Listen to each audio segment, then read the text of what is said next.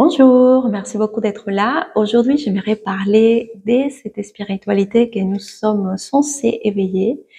Et j'aimerais d'abord commencer par parler de l'étymologie de mot spiritualité, qui veut dire tout simplement c'est relié au souffle. Ça parle de la respiration, de ces mouvements, inspiration, expiration. Être un être spirituel, c'est tout simplement avoir la capacité de respirer. Et tout respire dans cette vie matérielle. Donc la respiration ou l'inspiration et l'expiration, c'est les spiritualités dans sa plus grande expression. Donc déjà, j'aimerais vous rassurer par rapport à nous sommes tous des êtres spirituels.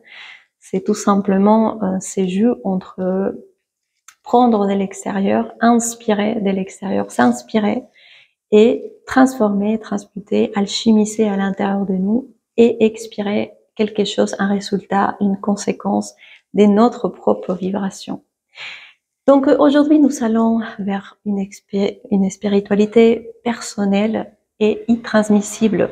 Qu'est-ce que ça veut dire? Ça veut dire que nous devons lâcher les gourous, les guides, les pratiques, les techniques, tout ce qui est extérieur à nous pour pouvoir développer une spiritualité qui nous appartient, qui est à nous, qui est dans notre longueur d'onde.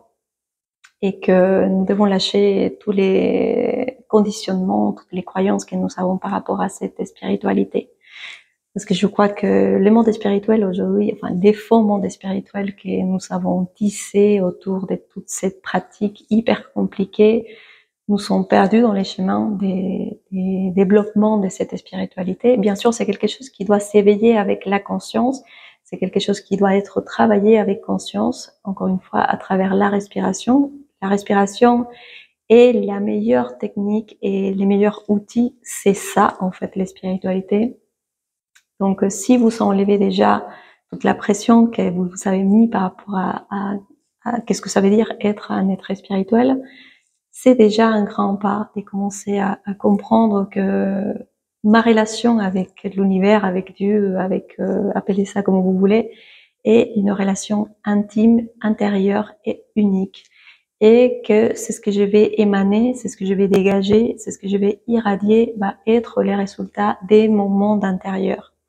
Et c'est là où j'aimerais rentrer un peu plus en profondeur. C'est très important de commencer à resignifier, de commencer à reprogrammer, à purger toutes ces images, toutes ces croyances que nous avons à l'intérieur de nous par rapport à qui nous sommes d'abord. Et quand on dit qui nous sommes les résultats de plein de choses, nous sommes les résultats de notre famille, des croyances de notre famille, de notre façon de répondre au monde. Nous sommes aussi les résultats de la société, des rituels, des pactes collectifs. Donc oui, quand on répond à cette question qui je suis suis moi, mais je suis en même temps l'expression de ces mondes extérieurs que j'ai intériorisé et que j'ai accepté inconditionnellement et que je vais reproduire de manière inconsciente parce que je suis trop endormie encore. Donc ce chemin, c'est un chemin qui se vit à vie. Nous avons la vie pour faire ce chemin envers cette spiritualité personnelle. Et je vous encourage à le faire en douceur, à avoir beaucoup de compassion envers vous, beaucoup de curiosité aussi, de le vivre plutôt comme un explorateur ou une exploratrice, d'aller chercher ses parts inconscientes, d'aller comprendre aussi ses mécanismes, son corps, sa biologie, sa psychologie, ses émotions, tout ce qui fait de nous qui nous sommes. Et petit à petit faire les pas pour commencer à vivre cette spiritualité comme vous la souhaitez vivre et pas comme les autres vous disent qu'il faut le faire. Parce que c'est là où nous rentrons en blocage ou en résistance. C'est parce que quand je suis les chemins de quelqu'un d'autre, je ne suis pas mon propre chemin et c'est là où je me fais beaucoup plus de mal que du bien.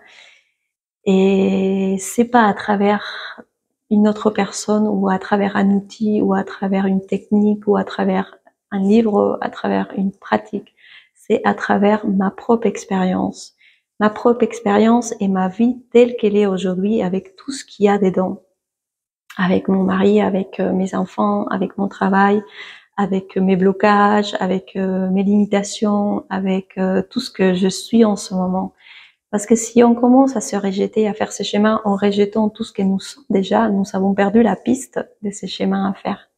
Donc je vous invite à être gentil, à être curieux, à être doux et à vous accompagner à faire ces chemins vers votre propre spiritualité, à lâcher petit à petit vos guides, vos gourous et tout ce que le monde extérieur vous dit que la spiritualité est pour vraiment retrouver cet élan et aller vers l'intérieur et commencer à transformer les conséquences de ces mondes extérieurs que c'est vous dans l'inconscience tout simplement, et commencer à prendre la responsabilité de maîtriser et créer sa propre réalité, créer sa propre relation avec la vie, avec les autres, avec les spiritualités.